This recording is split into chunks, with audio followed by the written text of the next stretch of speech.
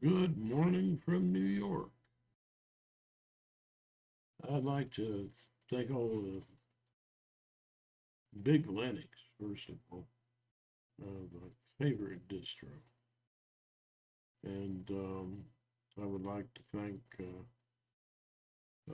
Switch to Linux and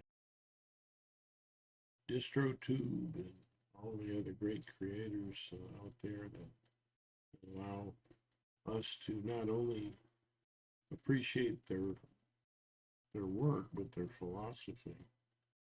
And it's tremendous.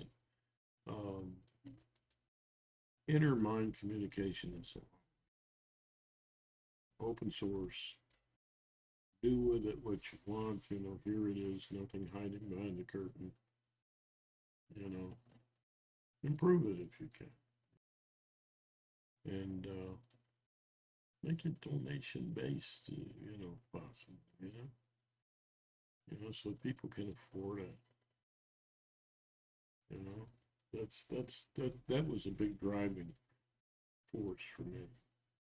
Today's subject is about the medical approach versus the mystic approach in terms of trying to feel better, trying to unlearn helplessness in your life. And that helplessness, well, that's not that's not something either that you just point people to. Um, Inner mind communication can help with that, but it's about personal growth and a lot of things. And it isn't centrally focused on the idea that you're sick. It's not like that. You're not sick. You might have some damage, and, but I think it's counterproductive to go with an approach. Well, there's limitations to the medical approach, which says that you're sick. And this is what it is, mentally, and there are benefits to it. But this inner mind communication comes from another position, not from the outside observing so much as from, but you can be educated, but that it should be. But it comes from inner connections within yourself, you know, who you are, who you think you are. Taking different perspectives and really discovering wonder that you are is an incredible experience. And it can be healing, but it's not telling you you're sick, and it's not telling you that you have to go back to some pain or some helplessness. You don't. These approaches are gentle nudges. They can be used as gentle nudges toward personal growth and toward resolution and coping with any damaged faith that you might have. But it doesn't assume that there is any, or that if there is, this is what it is. No, it's just one therapy says to feel your pain. Wow, that's a way to really get someone into that therapy. Just it's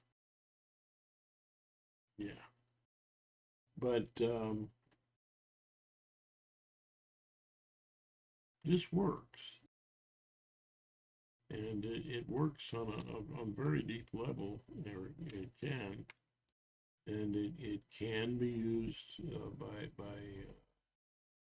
medical people in the medical field, uh, people who are professional psychologists, and it can be certainly. But it's also something you can practice yourself, kind of like exercise, you know? But it's also coming from a different place. Your brain is the thing and that's where the communication problems exist, and it's within that same brain uh, that you're going to find the answers.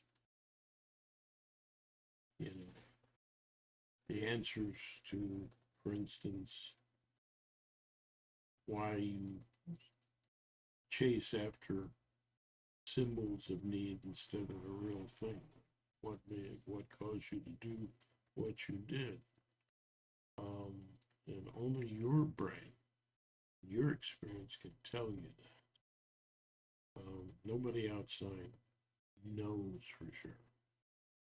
They might guess, I'd be right occasionally, but it's not very dependable. You know, you need to be working on yourself and your own internal communication. You put it this way, you give yourself a good talking to. Nobody else has to do that for you. Um, yeah, so it's compassion. It's gentle. It can be.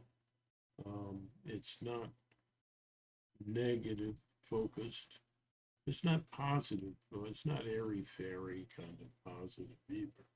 It's your comfort range and helping yourself feel comfortable with the influence of certain skills like focus, play, expression, and the three forms of empathy: compassionate, creative, and objective. Those are skills that you can develop, and that's what inner mind communication is all about. And if you're doing all of those things at once, then you kind of find out where it is you need to go. And everybody's different. Yeah.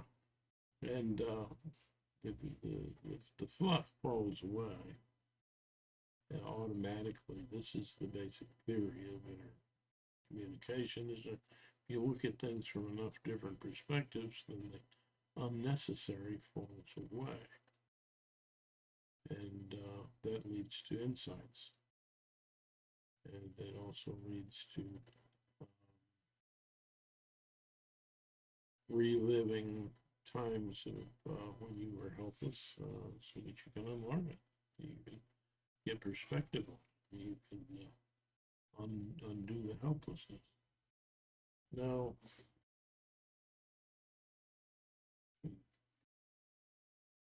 yeah, the similarities. Yeah, there's a lot of things. If you pick this whole thing apart and say, well, this is like this therapy, and that's like a little like that therapy.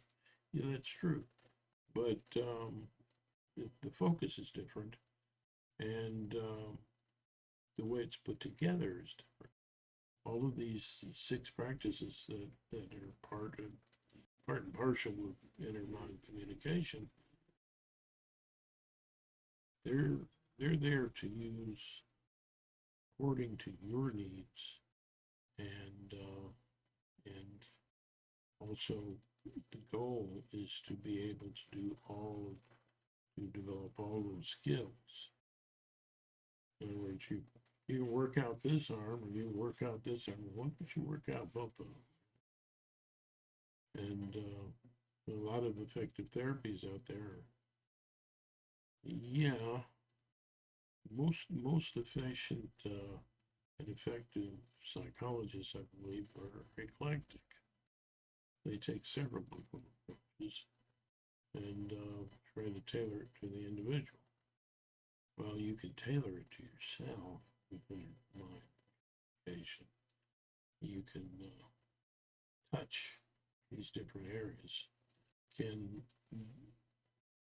can these two models work together? Well, yeah. But there's intermind communication is a practice on its own. It's it could be seen as a separate profession. You know, I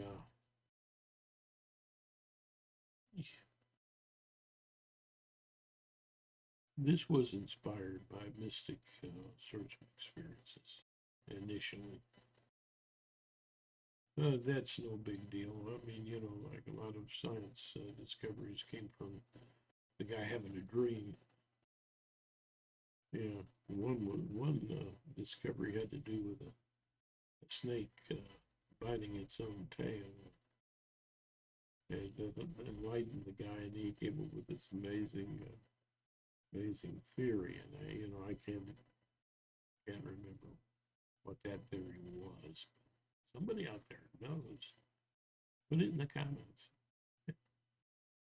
If you have a side, inside, or whatever, put it in the comments. Put it there. You notice at the end, I always, always include that the internal connections to a variety. But that's part of the philosophy of interline communication is that you have a variety of perspectives. You put them together.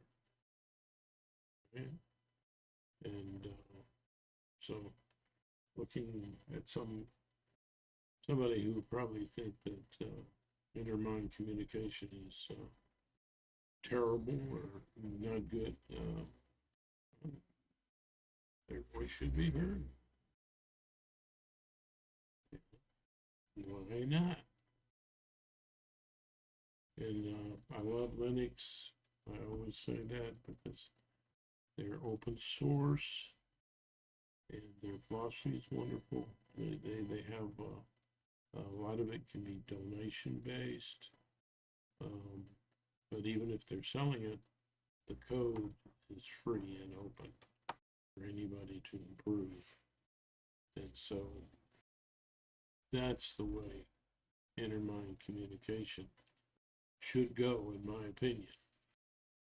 Somebody tries to make it proprietary, I would be very upset. Should be. That also drives the cost of proprietary. Oh my gosh. There are great things you can have on Linux and for small donation. So I'll end this presentation because it's getting late. Uh, and noise is going to increase here rapidly. It's getting late in the day. Yeah. As I like to say at the end of all of the presentations that I make, and I haven't really gone into some of the depths. I'll try to do that. Like I say, like I like to say at the end of all of these presentations, that part of me that full of wonder and love of science, that brain in me, that mysterious brain in me, that sense of a higher self, the brain, would like to honor the same in you. One brain to another. Namaste. And Well,